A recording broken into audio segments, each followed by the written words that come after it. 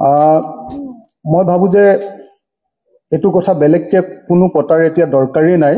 অসমৰ মানুহ সকলো শ্ৰেণীৰ মানুহ, একেবাৰে গাঁৱৰ মানুহ, চাহ বাগানৰ মানুহ, চৰ চাপৰিৰ মানুহ, নগৰৰ মানুহ, সকলো মানুহে এতিয়া উদ্গ্ৰীৱতাৰে এটা বস্তুলৈকে ৰৈ আছে যে কোনদিনা বিৰোধী ৰাজনৈতিক দলকেইটাই একেলগতে হাতত হাত ধৰি ইলেকশ্যন খেলিব বুলি ঘোষণা কৰিব।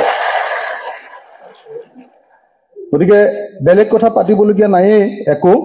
আমি সকলো ৰাজনৈতিক দল 2026ৰ কাৰণে একলগ হ'ব লাগে। আমি ৰাইজৰ দল একলগ হ'বৰ কাৰণে উন্মুখ হৈ ৰৈ আছো, আমি ৰৈ আছো। আৰু যিদিনাই আমি একলগ হ'বৰ কাৰণে সিগনেল আটাইবিলাক দলৰ পৰা পাম, সেইদিনাই আমি লোৰ মাৰি গৈ একেলগ হ'বৰ কাৰণে সকলোৰে লগত হাতে হাত ধৰি আগবাঢ়ি যাম। এতিয়া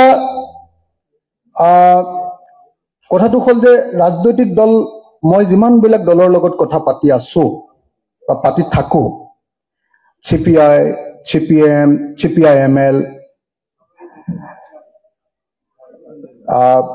আপোনাৰ অসম জাতীয় পৰিষদ, আমাৰ জন সিংটি কাথাৰ নেতৃত্বাধীন আমাৰ কাৰ্বি পাহাৰৰ APHLC, আৰু আমাৰ হেৰিসকলৰ এটা সংগঠন গঢ়ি উঠিছে, মিচিংসকলৰ মাজত এটা সংগঠন গঢ়ি উঠিছে জনজাগৰণ বুলি।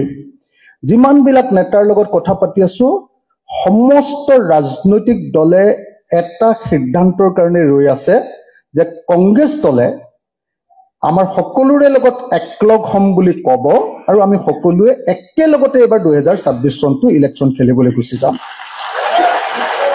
গতিকে আজি কংগ্ৰেছ দলৰ নেতৃবৰ্গ আছে, কংগ্ৰেছ দলৰ নেতৃবৰ্গই যদি কৈ দিয়ে যে 26ত এলায়েন্স হ'ব, তেতিয়াহ'লে আৰু বেলেগ কোনো দলৰ কোনো প্ৰব্লেমেই নাই বুলি মই ভাবো। কংগ্ৰেছ দলৰ নেতৃবৰ্গই যদি আজি কৈ দিয়ে যে এলায়েন্স হ'ব, তেতিয়াহ'লে আজিৰ দিনটোতে এলায়েন্স হ'ল বুলি আমি ধৰি লৈ যাব পাৰিম। বাকী আটাইবিলাক দল পুৰা ৰেডি হৈ আছে, আটাইবিলাক দল। এতিয়া মোক সুধি থাকে যে আপোনালোকৰ থিয়ৰিটো কি, মানে যে একলগ হোৱাৰ থিয়ৰিটো কি। মই সদায় যোনে সোধে তেতিয়াই মই কওঁ যে 3টা কথা। 1 নম্বৰ কথাটো হ'ল যে য'ত কংগ্ৰেছ দলৰ জিকিব পৰাৰ সম্ভাৱনীয়তা আছে তাত কংগ্ৰেছ দলে খেলিব, য'ত আঞ্চলিক দল আৰু লেফ্ট পাৰ্টিবিলাকৰ সম্ভাৱনীয়তা আছে, কংগ্ৰেছৰ সম্ভাৱনীয়তা তাত সেইকেইটা পাৰ্টিতকে তুলনামূলকভাৱে কম, তাত সেইকেইটা পাৰ্টিৰ মানুহে খেলিব। আৰু বাকী কিছুমান বহুত পাৰ্টি আছে য'ত আমাৰ কংগ্ৰেছৰো সেই অৱস্থা নাই, ৰাইজৰ দলৰো নাই, বা অন্য লেফ্ট পাৰ্টিবিলাকৰো সেই অৱস্থা নাই। গতিকে সেই যিবিলাক সিট আছে সেই সিটবিলাকত আমি অমৈখতীয়া কেণ্ডিডেট নিৰ্বাচিত কৰি উলিয়াব লাগে, আৰু সেই কেণ্ডিডেটজনে যিটো পাৰ্টিৰ চিম্বলত খেলিলে এইবাৰ বিজেপিক হৰুৱাবৰ কাৰণে ভাল হ'ব, সেই চিম্বলতে খেলাই লৈ এইবাৰ আমি বিজেপিক হৰুৱাই ল'ব লাগে। মই ভাবো যে এইটোৱে আমাৰ কথা। আৰু বহুতে আমাক কয় যে আপোনালোকে বেছি সিট বিচাৰিব নেকি ৰাইজৰ দলে বেছি সিট বিচাৰিব, এইটোতে চাগে গণ্ডগোলটো লাগিব এনেকে বুলি কয়। মই আপোনালোকক একদম ক্লিয়াৰলি কৈ দিছো যে সেইটোক লৈ আপোনালোকে কোনেও ভাবিব নালাগে। অমৈখতীয়া মঞ্চটোৱে অমৈখতীয়াভাৱে বহি ৰাইজৰ দলক যদি 2টা সিট দিয়ে 2টা সিটত খেলিব, আৰু 25টা সিট যদি দিয়ে 25টা সিটত খেলিব। এইটোক লৈ আপোনালোকে অকণো ভাবি লোৱাৰ কোনো প্ৰয়োজন নাই।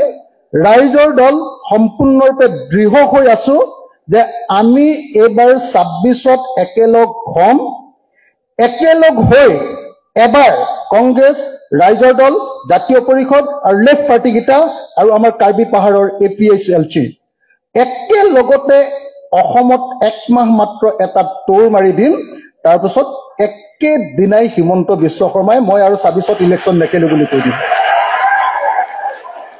মোৰ পুৰা দৃঢ় বিশ্বাস আছে হিমন্ত বিশ্ব শৰ্মাই ইলেকশ্যন নেখেলো বুলি কৈ দিব, যে মোৰ নেতৃত্বত নালাগে বেলেগৰ নেতৃত্বত খেল, এনেকে কৈ দিব। এইটো কনফাৰ্ম, আপোনালোকে চাই থাকক।